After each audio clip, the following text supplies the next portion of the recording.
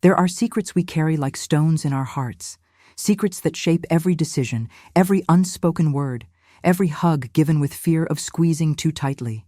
For 76 years, I carried a weight no one could see, but it was there, present at every birthday, every Christmas, every time my son looked me in the eyes and asked about the past. Today, at 76, I finally had the courage to tell the truth. And this is my story. My name is Eleanor Margaret Thompson. I was born in 1949 in a small town in Mississippi where magnolias perfumed the warm summer air and family secrets were guarded more zealously than pecan pie recipes. I grew up in a time when women were taught to smile, nod, and never ever contradict a man. It was a different time, you know? A time when silence was considered a feminine virtue. I met William Thompson in 1967 when I was only 18. He was handsome, charming, with that confident smile typical of Southern boys who knew exactly the effect they had on the girls. He wore gel in his hair, drove a light blue Chevrolet, and worked at his father's sawmill. Everyone said I was lucky. My mother repeated it like a mantra. "Eleanor, you're lucky. William is a good catch." And I believed it. Good heavens, how I believed it. We got married in June 1968 in a simple ceremony at the town's Baptist church. I wore my grandmother's old dress, mended and altered by a local seamstress. William looked impeccable in his dark suit.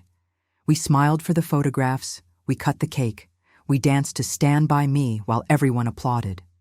At that moment, I truly felt like I was beginning my fairy tale life. The honeymoon lasted exactly 3 months. It was in September when William lost his job at the sawmill. Not through any fault of his own, they said. The company was cutting staff. But William took it personally, very personally. He started drinking. At first it was just 1 beer after dinner, then 2, then 3. Soon he'd come home with that strong smell of cheap whiskey and glazed eyes that I'd learned to dread. The first time he raised his hand to me was in November of that same year. I had burnt the roast. Not on purpose, of course. I was trying to make everything perfect, but the old oven in our small house didn't work properly. William arrived home expecting dinner and found that charred meat. The slap came quickly, without warning. My cheek burned, my eyes filled with tears. And William? William apologized. He cried with me. He swore it would never happen again. He said he was stressed, that I needed to understand the pressure he was under. And I believed it, because it was 1968, and women believed it. Because my mother had taught me that marriage was forever, that wives needed to be patient, understanding, resilient. Because I had nowhere else to go. In December, I found out I was pregnant. The news should have been a cause for joy, but all I felt was terror. Terror at bringing a child into that environment.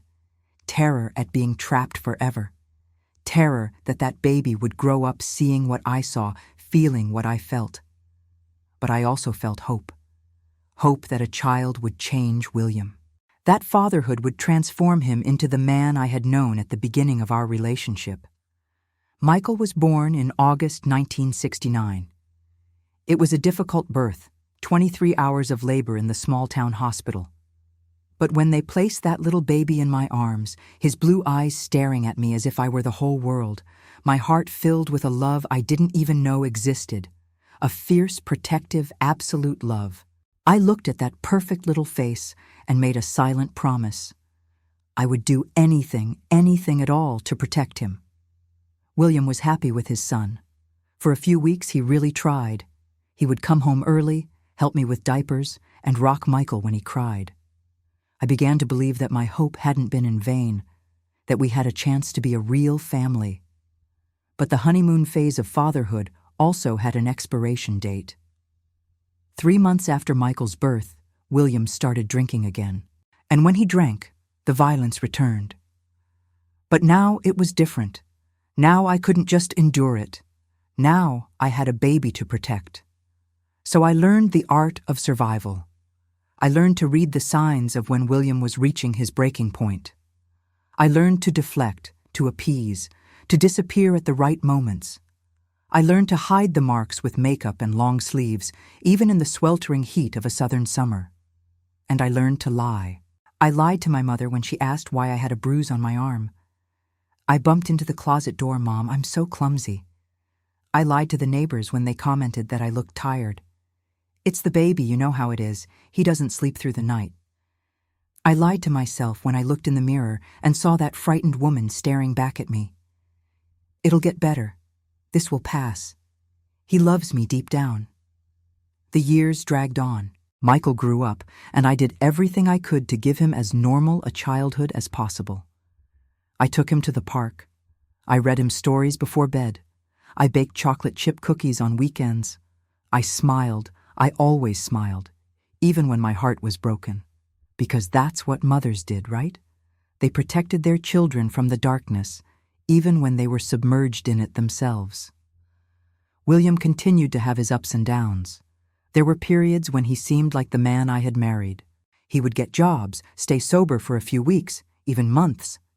We went to church on Sundays, we had picnics, we seemed like a normal American family. And then, something would happen. He would lose his job, or a project would go wrong, or the demon inside him would simply awaken, and the cycle would begin again. When Michael was 5 years old, something happened that changed everything. It was a Friday night in March. William had come home particularly drunk and violent. I had learned to stay quiet at such times, not to provoke, to wait for the storm to pass. But Michael, my sweet Michael, came downstairs because he had heard the screams. He was only 5 years old, in his Snoopy pajamas with his teddy bear under his arm. He saw William pushing me against the kitchen wall. He saw my bleeding lip, and my little boy, brave as a lion, shouted, "Don't hurt my mother." The silence that followed was terrifying. William turned to Michael, and at that moment I saw something in my husband's eyes that I had never seen before. Something that sent a chill down my spine that no heater could warm. He began to walk toward our son, slowly, menacingly. That's when something inside me just broke. Or maybe it finally fixed itself. I stepped between William and Michael. I picked up my son, looked into my husband's eyes, and said, in a voice I didn't know I had, "Never. You will never lay a finger on him. Never." William laughed. That cruel laugh I knew so well. "Or what, Eleanor? What are you going to do?" And then the truth came out. The words came out before I could even think them. "Either I kill you in your sleep." I said it. I really did. And you know what? I was serious, completely serious. At that moment, looking at the man who had turned my life into a living hell, with my son trembling in my arms, I knew I was capable, that I would do anything to protect Michael. Anything. William must have seen something in my face because he recoiled. He staggered back to the sofa and passed out right there. I went upstairs with Michael, locked his bedroom door, and sat beside his bed all night, watching, protecting, planning. The next morning, when William woke up with a monstrous hangover, he remembered nothing, or he pretended not to remember. But I remembered, and more importantly, Michael remembered. In the following days, I began to make plans. Silent, careful plans. I started saving money, a few dollars here and there from the grocery store. I discreetly looked for a job. I spoke with a lawyer in a neighboring town. I was building my escape route, brick by brick, dollar by dollar. But then, in April of that year, something completely unexpected happened. William was in a car accident. He was drunk, of course. He crashed his car into a tree on the old road to Biloxi. 3 days passed before anyone found him. When they rescued him, he was in a coma. Doctors said he had suffered severe head trauma, that even if he survived, he would likely have serious after effects. And here comes the part of the story that has haunted me for 76 years. The part I never told anyone. The part I finally revealed to my son this week. When I received the call about the accident, my first reaction wasn't shock or sadness. It was relief. Profound, overwhelming, shameful relief. I went to the hospital because that's what was expected of me. I sat by his bedside with people offering condolences and calling me poor thing, saying how devoted a wife I was. And during those days while William was in a coma, I prayed.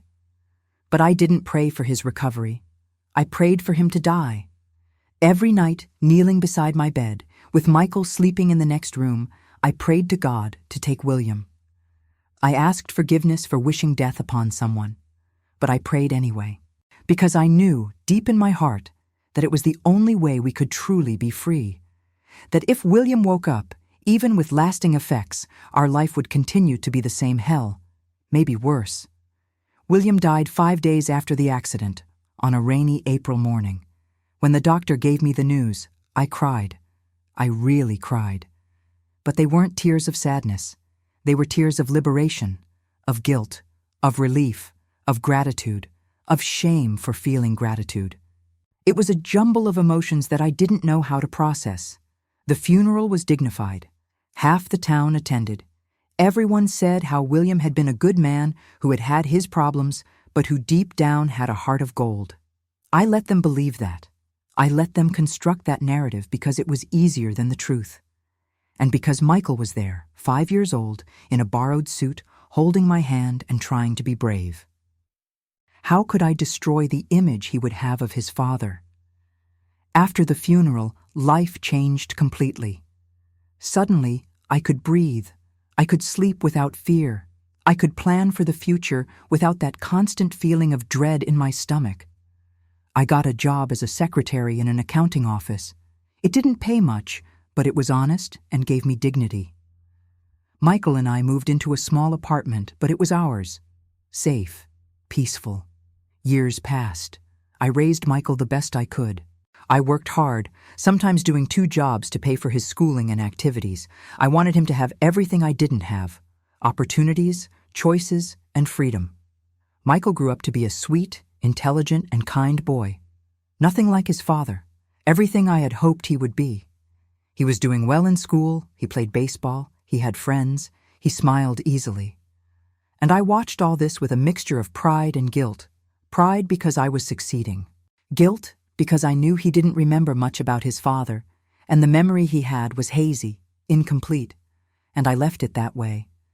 I didn't speak ill of William, but I didn't sanctify him either. When Michael asked about his father, I gave vague answers. He loved you in his own way, dear. He had his problems. He did the best he could. Michael accepted those answers as a child. As a teenager, he stopped asking. And when he became an adult, his father became just a distant figure in some yellowed photographs. Michael grew up, went to college, and graduated with a degree in engineering. He got a good job in Atlanta. He married a wonderful woman named Jennifer. They had 2 beautiful children, my grandchildren, who are the light of my life. He built a good, stable, happy life, the kind of life I had dreamed for him. And all this time, I carried my secret. The secret that I had prayed for my husband's death, that I had felt relief when he died, that in some dark moments of the early morning, I wondered if somehow my thoughts, my desires, had contributed to that accident. I know it's irrational. I know William had drunk of his own accord, had gotten into that car of his own accord, had crashed into that tree because of his own choices. But still, the guilt persisted. Because that's what we do, isn't it?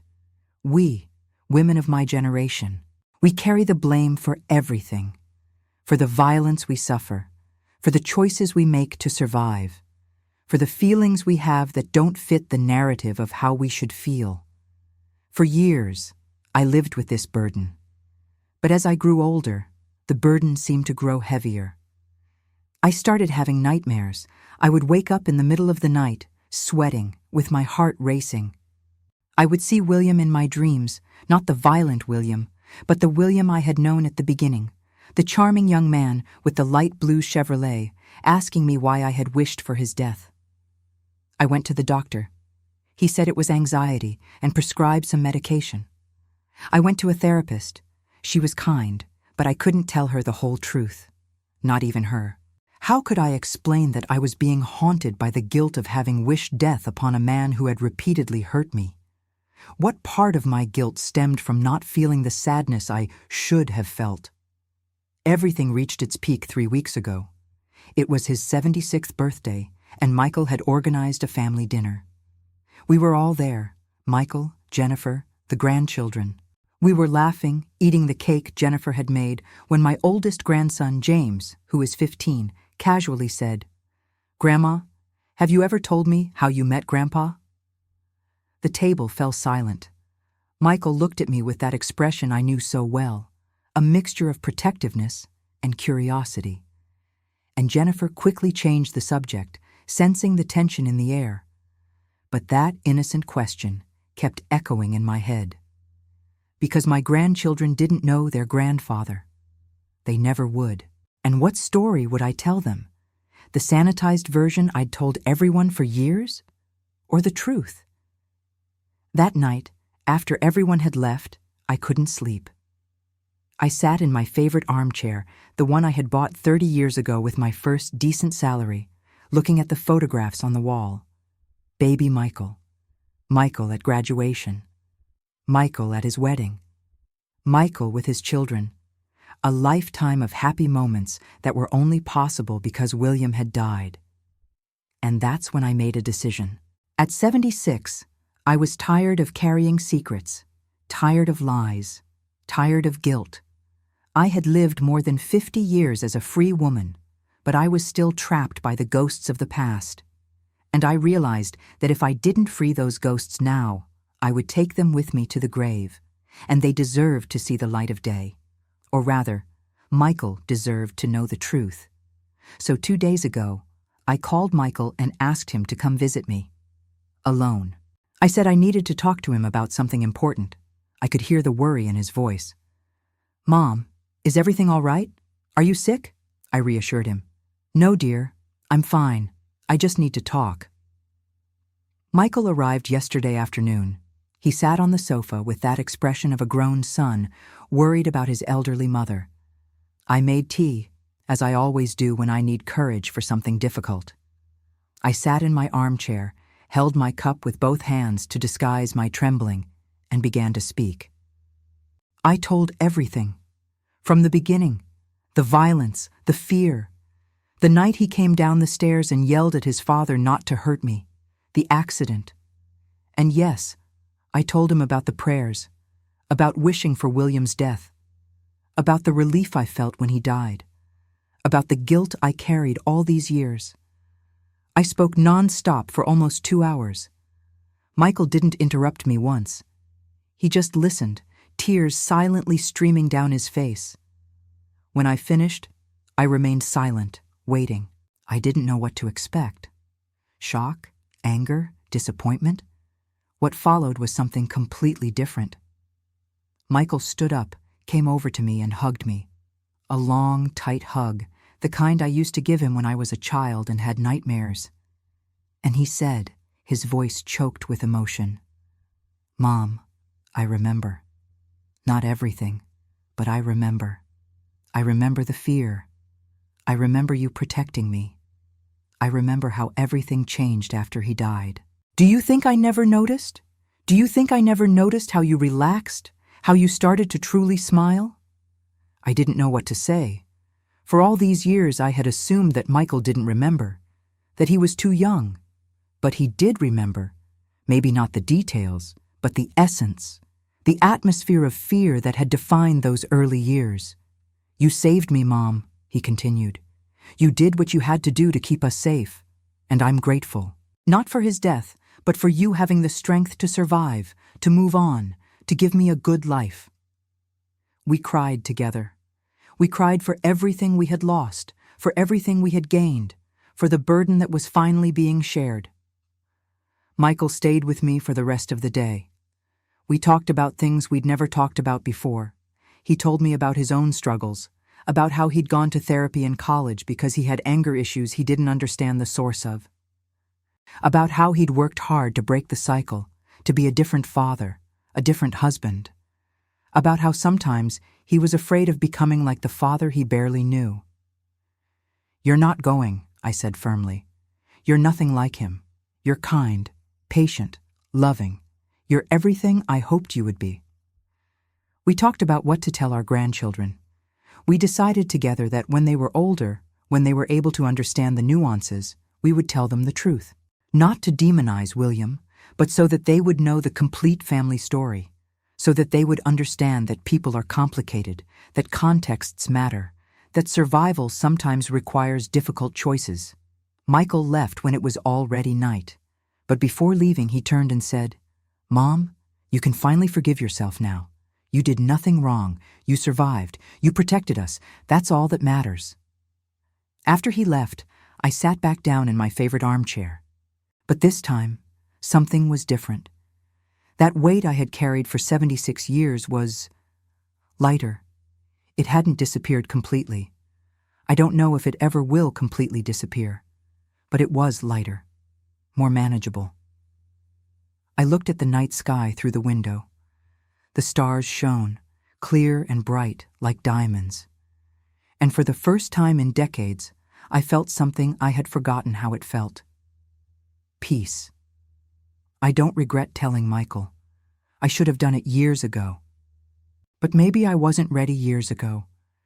Maybe I needed to wait until I was 76, until I was close enough to the end to no longer fear judgment, until I was tired enough of the lies to finally embrace the truth. This is my story. The story of a woman who survived what she shouldn't have survived, who did what she had to do to protect her son, who carried guilt for feelings that were completely natural, who finally, at 76 years old, found the courage to tell the truth. If you are reading this, or rather listening to this, and you recognize yourself in some part of my story, I want you to know one thing. You are not alone. You weren't then, and you aren't now. What you felt, what you feel, is valid. Your survival matters. The protection you offer your children matters. And the secrets you carry don't need to be carried forever. There are resources now that didn't exist in my time. Helplines, shelters, stronger laws. If you are in a situation of domestic violence, please seek help. You deserve safety. You deserve peace. You deserve a life without fear. And if you've already gotten out, if you've already survived, but still carry the guilt and the secrets like I did, consider this. Maybe it's time to let go of that weight. Find someone you trust, a friend, a therapist, a family member. Tell your story, not for others, but for yourself. Because you deserve to live your last years or decades or whatever God gives you in peace. As for me, I'm fine. For the first time in many years, I'm genuinely fine.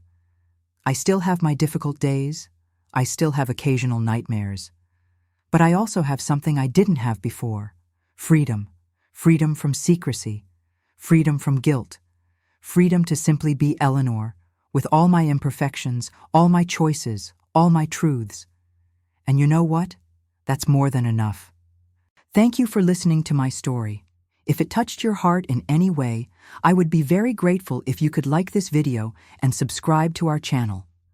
Your stories, your comments, your support mean the world to me and to others who may be going through similar situations. And tell me, what city are you watching from? I'd love to know where my words are reaching. Until next time, and remember, you are stronger than you think.